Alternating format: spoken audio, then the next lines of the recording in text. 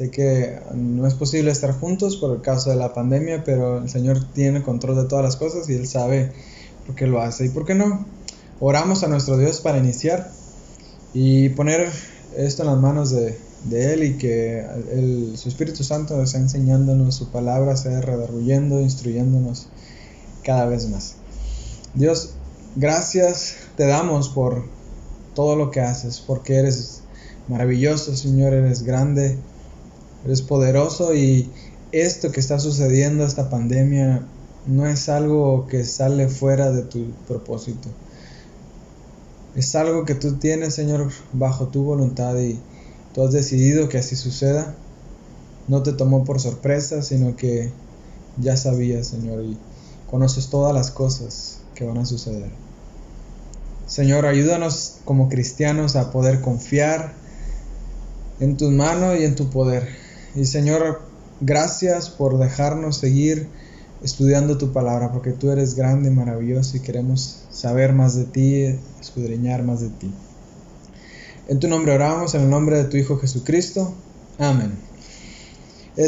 Hace unos 3 miércoles, Oscar estaba compartiendo con nosotros acerca del Salmo 77, en el cual él mencionaba sobre los atributos de Dios. Y eso me llamó mucho la atención, y era para mí como necesario que la iglesia conociera más acerca de los atributos de Dios. Hablando en nuestro contexto, siento que es algo que no se ha tocado mucho, y quisiera que en este momento de pandemia nosotros conozcamos más al Dios que ha decidido que todo esto suceda. Y pues para iniciar debemos aclarar qué es un atributo de Dios. ¿Y qué es un atributo de Dios? Pues de manera llana y directa voy a ir a decir que es las cualidades o características de Dios. Son aquellas cualidades que nos brindan un perfil del Dios verdadero. Considero que la mejor manera de llamar a estas cualidades de Dios es perfecciones, ya que atributos alude a añadidura, y en Dios no es posible añadirle nada.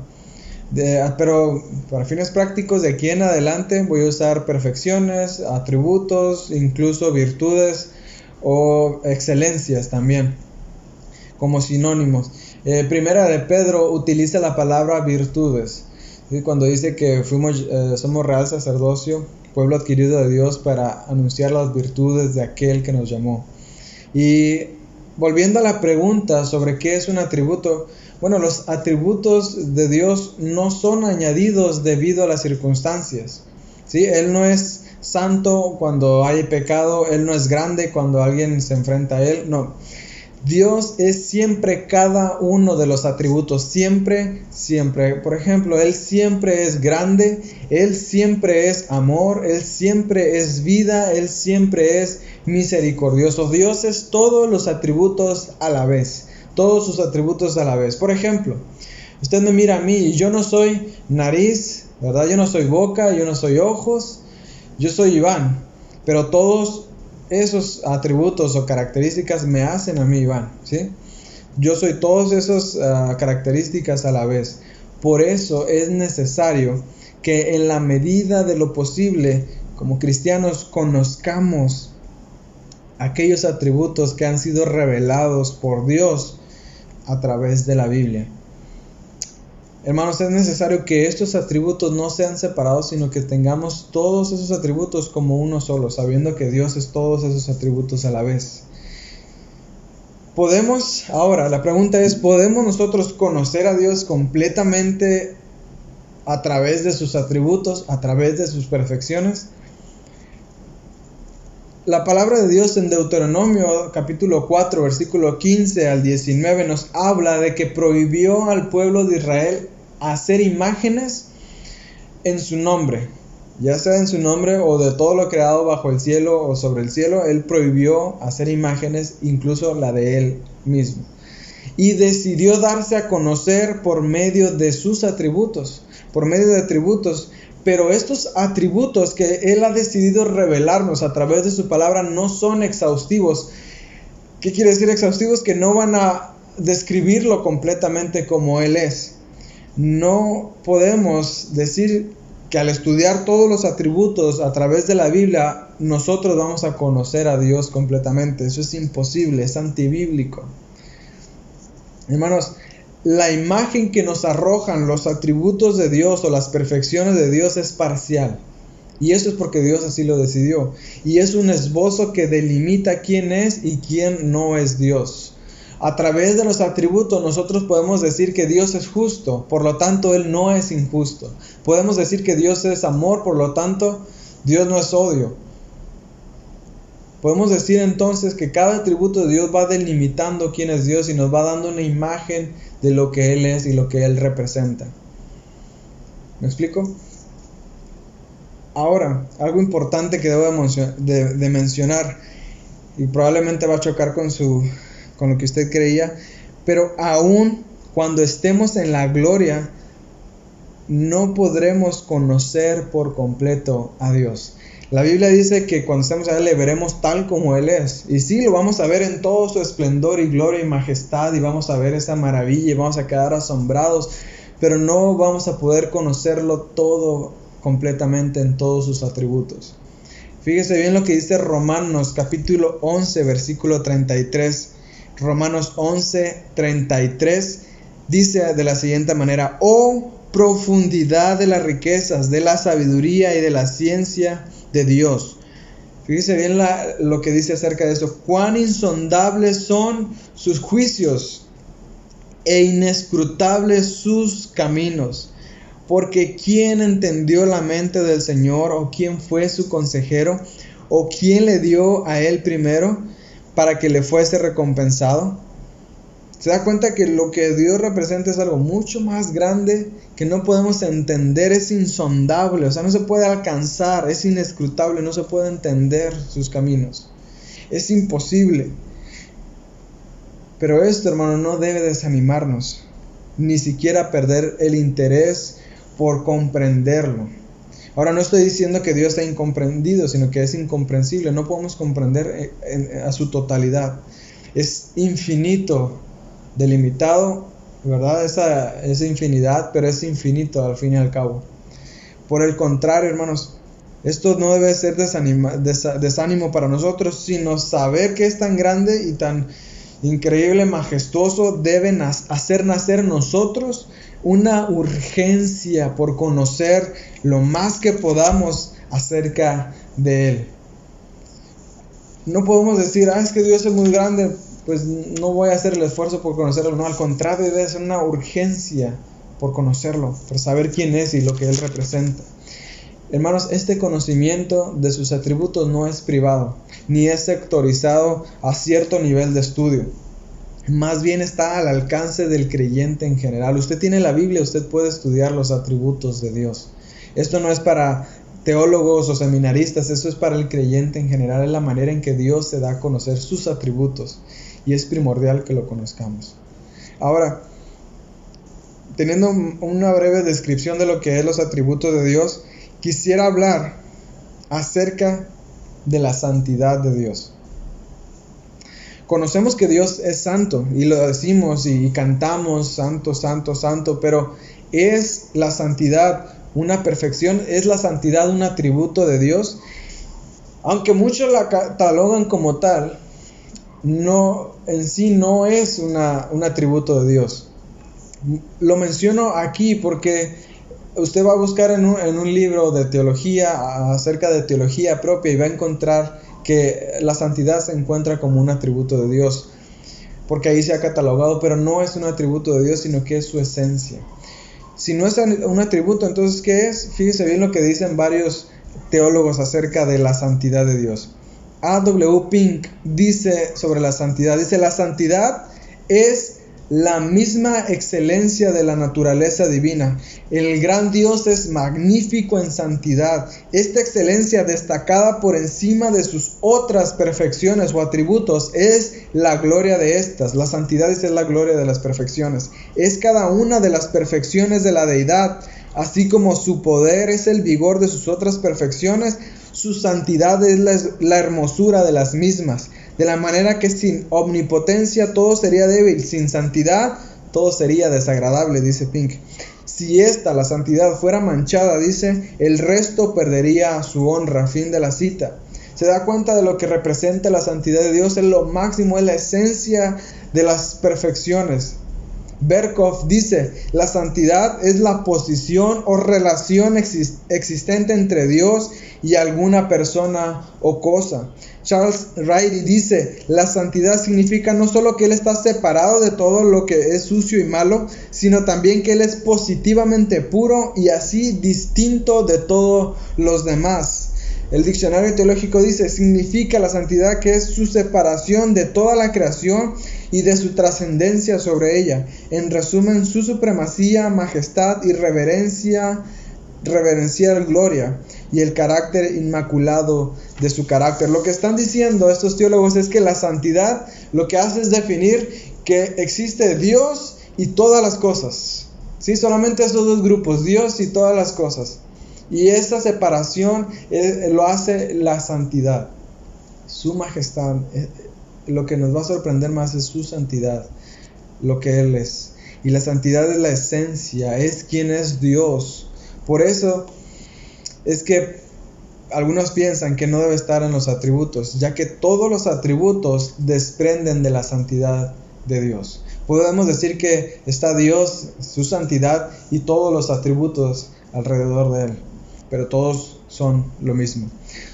¿Qué dice la Biblia sobre la santidad? Fíjese qué tan importante es que en Salmos capítulo 89, vamos a ver algo interesante en el capítulo 89 de Salmos, capítulo 89, versículo 35, que dice lo siguiente: no olvidaré mi pacto ni mudaré lo que ha salido de mis labios. Pero fíjese cómo lo que hace para reafirmar esto que ha dicho. Dice, una vez he jurado por mi santidad. Dice, y no mentiré a David. Jura por su santidad. ¿Sí? Isaías capítulo 6, donde habla sobre el llamamiento de Isaías.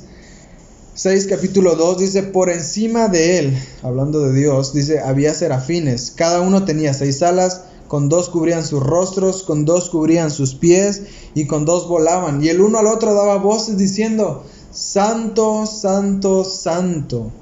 ¿Sí? Eso es impresionante, que de todo lo que ellos están viendo, lo que ellos cantan y exaltan es la santidad. Dice, Santo, Santo, Santo, Jehová de los ejércitos, toda la tierra está llena de su gloria. Los serafines estaban viendo ese esplendor, ¿verdad? Estaban viendo lo que toda esa gloria, toda esa majestad, y ellos cantan y exaltan su santidad. Dice, la tierra está llena de su gloria. Ellos también veían todos los atributos de Dios y los juntan todos como uno, pero la santidad es la que sale exaltada y adorada. Hebreos capítulo 12 versículo 14 dice el escritor en el Nuevo Testamento de la siguiente manera: seguid la paz con todos, y no solamente la paz, dice, y la santidad, sin la cual nadie va a ver al Señor. La santidad es el boleto de entrada para ver al Señor. Berkhof dice, no parece adecuado, fíjese bien, eso es muy interesante, no parece adecuado hablar de un atributo de Dios como si fuera más central y fundamental que otro. Pero si esto fuera admisible, el énfasis escritural sobre la santidad de Dios justificaría su elección. ¿Qué está diciendo aquí? Él dice, no es adecuado seleccionar un atributo como favorito, central o fundamental. Pero si pudiese hacerse, la santidad sería ese atributo seleccionado. Por eso, hermanos, debido a esta importancia de la santidad y a esta gloria, podemos leer versos en los cuales Dios dice que aborrece el pecado por su santidad. Proverbios 6:16, usted puede leerlo. Debido a su santidad, a la santidad de Dios, Él no puede estar cerca del pecado, y no porque el pecado tenga poder sobre Él. Todo lo contrario, por la santidad de Dios, el pecado no puede acercarse a Dios. Y eso, hermanos, nos incluía a usted y a mí. Y eso incluye a aquellos que no han creído en el nombre del Señor Jesucristo. Nosotros ahora podemos acercarnos, pero aquellos que no pueden por la santidad de Dios. Lea conmigo lo que dice Proverbios 3:31.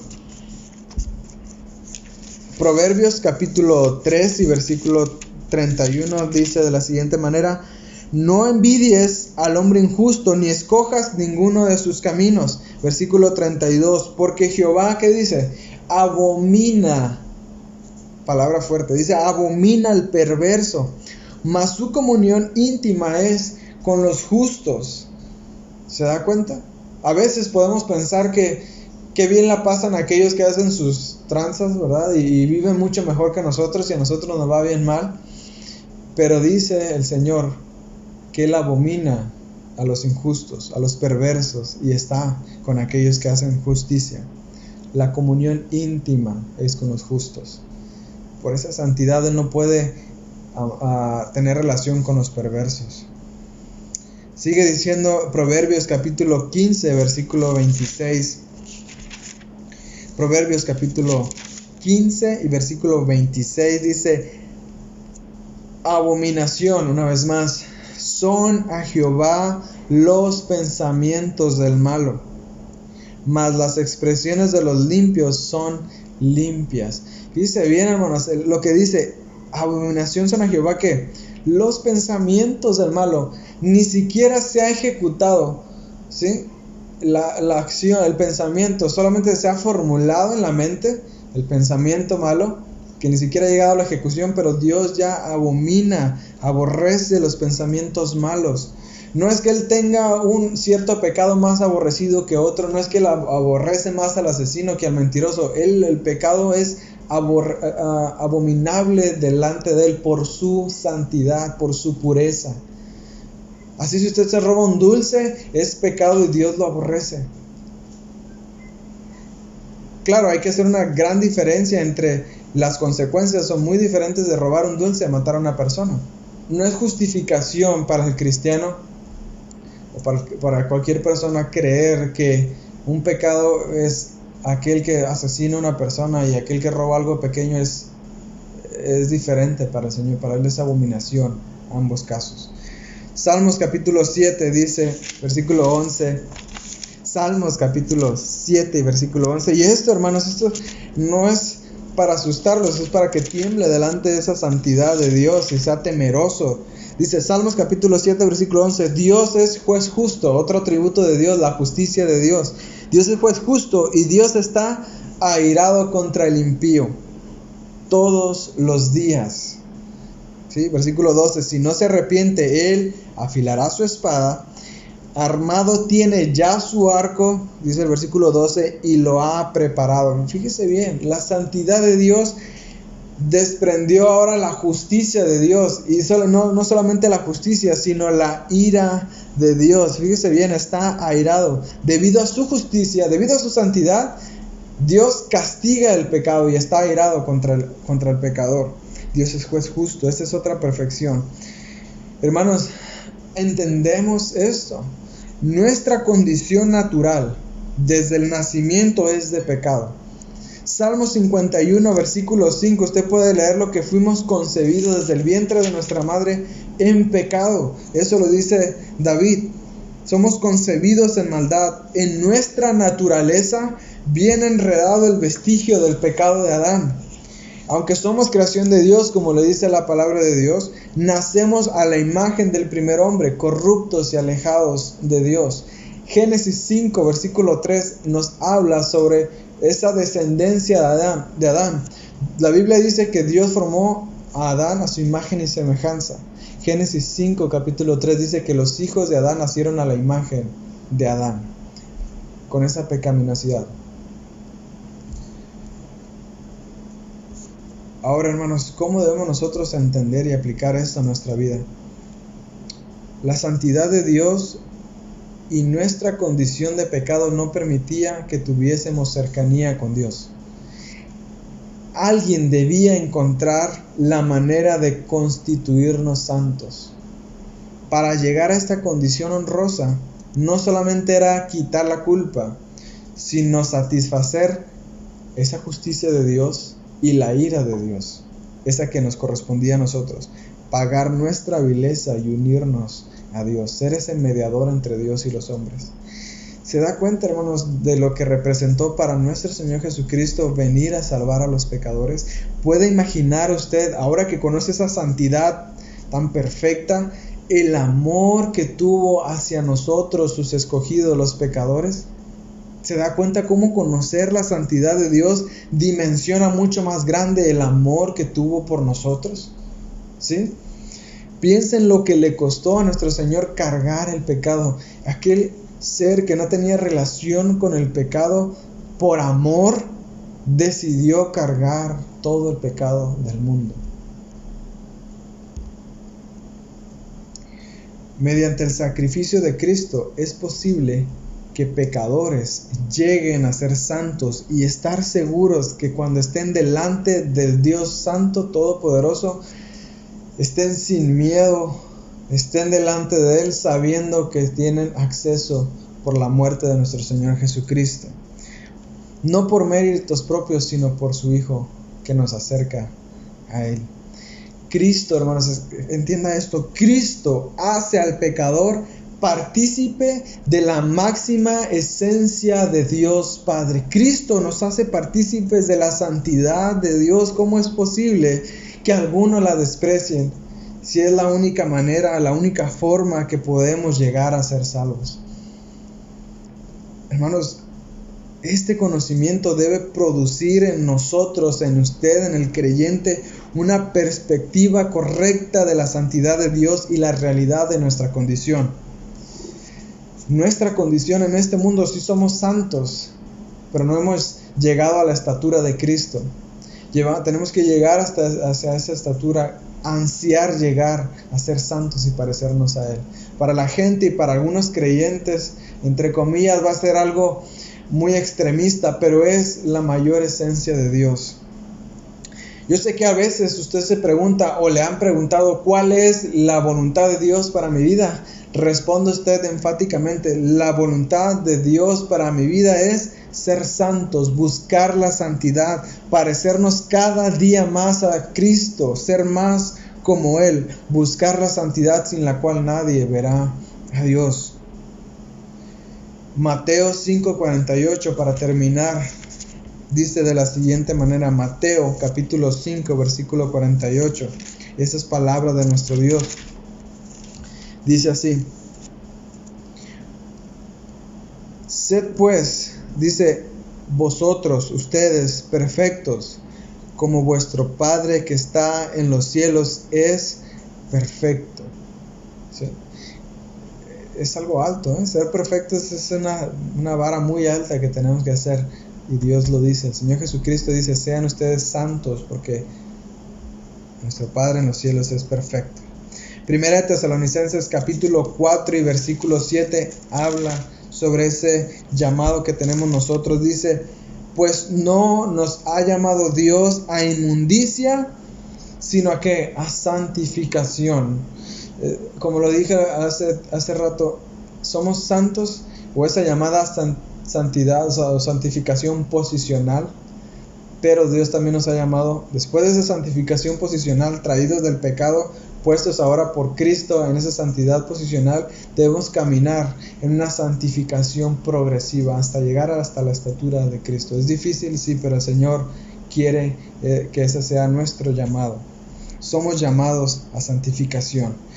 Tú me vas a preguntar, ¿y cómo puedo llegar a ser santos?